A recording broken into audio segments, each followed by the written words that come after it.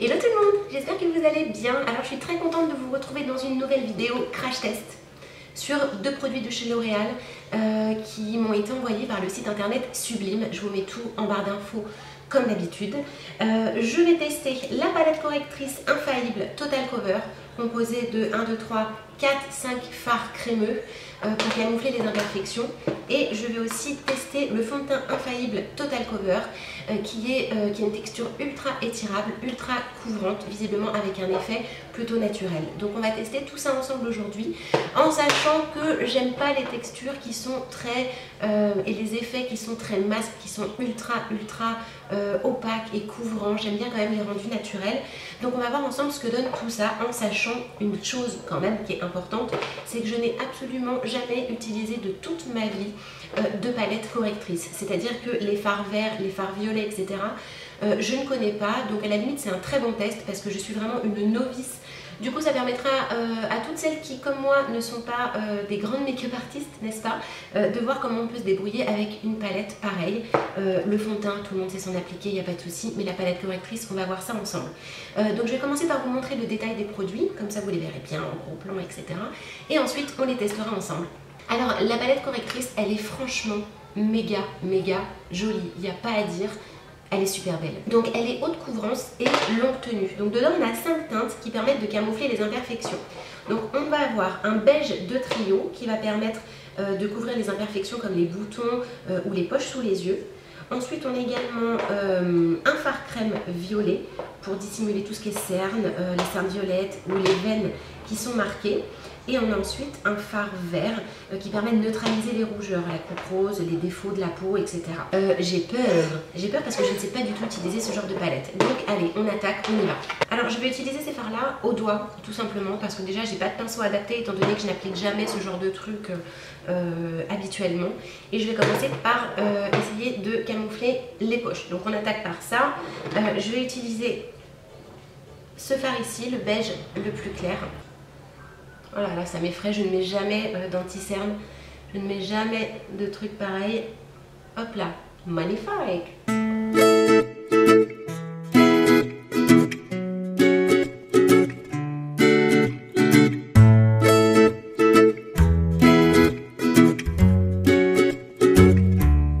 Alors concernant l'application du beige, vous voyez sur les poches, j'ai remarqué que l'application, franchement la matière s'étirait très bien. Alors que je le fais au doigt. Donc imaginez avec un petit blender, ça doit être encore mieux. Ça s'étire bien et ça fait pas de paquets. J'avais très peur de ça. J'étais même quasiment persuadée que j'allais avoir des énormes paquets sous les yeux. Ça ne marque pas les ridules, donc ça c'est très important. Voilà, ça ne marque pas les ridules. Donc franchement pour le moment j'aime beaucoup. Et maintenant on va passer à l'étape du... À quelle étape on va passer? Je ne sais même pas. Je sais pas si le violet je le mets au-dessus ou pas.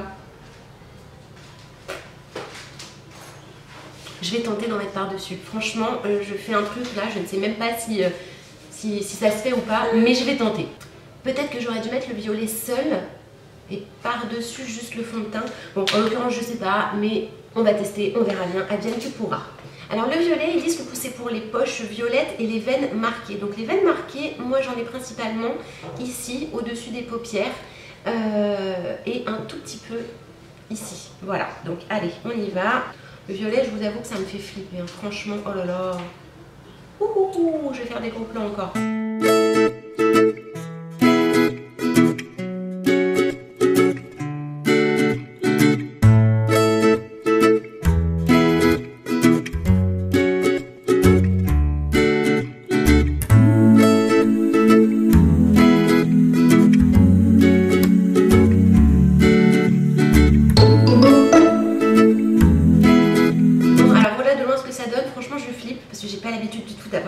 Des paquets comme ça sur la tête.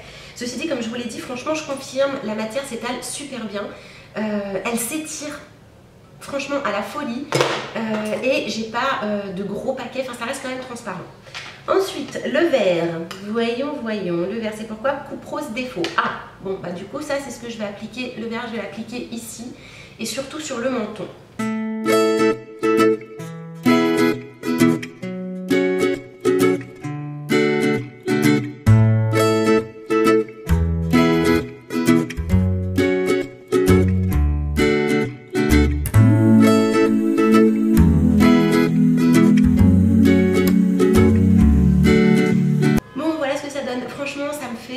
vraiment flippée totale. Et maintenant, je vais appliquer leur fond de teint Total Cover Infaillible, voilà, qui se présente comme ceci, qui est hyper étirable visiblement, en tout cas sur papier, qui a une très haute couvrance, mais tout en ayant un effet naturel. Donc pour ceci, je vais essayer de retrouver mon pinceau de chez Etam pour l'appliquer plus facilement. Alors j'ai pas du tout trouvé mon pinceau Etam, donc j'ai ressorti mon Real Techniques comme ça pour appliquer le fond de teint. Et on va tester. J'appréhende un petit peu parce que moi j'aime pas trop tout ce qui est très camouflant, etc. Tout ce qui est très épais. Bon allez, c'est parti. En tout cas la teinte est bonne puisqu'il s'agit d'un beige doré. Hop, j'ai rapproché mon miroir. Enfin. Allez, on y va.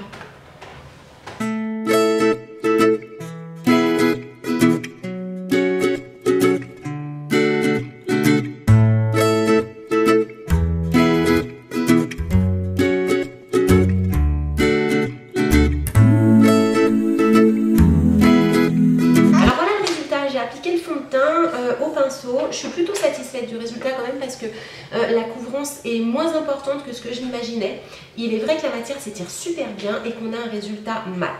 Alors petit bémol quand même pour une chose, en appliquant le fond de teint, vous voyez, j'ai l'impression que ça marque quand même les ridules. Donc ça fait pas de crevasse, hein, c'est-à-dire que ça plisse pas les ridules comme si on appliquait une poudre qui est trop épaisse. Mais je trouve que de près on voit vraiment qu'il y a eu, notamment sous les yeux ici au niveau des poches, on voit vraiment qu'il y a de la matière quoi. Donc ça à mon goût c'est un petit peu trop épais. C'est peut-être dû au fait que j'ai appliqué la poudre beige plus le fard beige plus le fard, je sais plus ce que j'ai mis, violet je crois, oui c'est ça. Donc je pense qu'en appliquer un seul serait largement suffisant. Mais le résultat est quand même super naturel, franchement. Je suis assez bluffée. Franchement, je m'attendais pas du tout à ça, mais pas du tout. Donc je vous montre d'un petit peu plus loin, comme ça. Hop. Alors ce que je vais faire maintenant, c'est que je vais aller me maquiller. Je vais en profiter pour recharger ma batterie qui est en train de clignoter parce qu'il n'y a plus de jus. Et je vous retrouve avec un make-up final complet. Comme ça, vous verrez le résultat avec le reste en harmonie, normalement. Ça y est, je vous retrouve pour le résultat final après avoir appliqué mon make-up. Tout simplement, j'en ai pas mis des tonnes du tout. Je trouve le résultat quand même très joli. Désolée, il y a Margot qui pousse des chaises derrière, évidemment. Donc je ressens quand même que je suis beaucoup plus maquillée que d'habitude, déjà, première constatation. Donc ce sera plus, à mon avis, des produits que j'utiliserai le soir, pas forcément en journée, à la lumière du jour. J'ai constaté aussi que, étant donné que c'est de la crème, le produit filait au-dessus de mes paupières parce que j'ai des paupières grasses. Donc si comme moi vous avez les paupières tombantes, grasses, sachez qu'il faudra poudrer, chose que j'ai faite. Donc j'ai repris mon bronzer de chez Etam pour légèrement repoudrer mes paupières afin que ça ne file pas. Ensuite j'ai appliqué mon crayon, je l'ai estompé et simplement un mascara. J'ai ajouté du blush et des rouges à lèvres. Je n'ai pas eu besoin de repoudrer mon visage parce que l'effet mat est bien là du fond de teint, donc j'en suis très satisfaite. Alors là je vous fais un gros plan pour que vous voyez bien. Je trouve quand même que j'ai un petit peu trop de matière sous les yeux, ça je vous l'ai dit tout à l'heure, je l'avais vu tout de suite. Mais le teint il est franchement beau. Il n'y a rien à dire, j'ai un beau teint.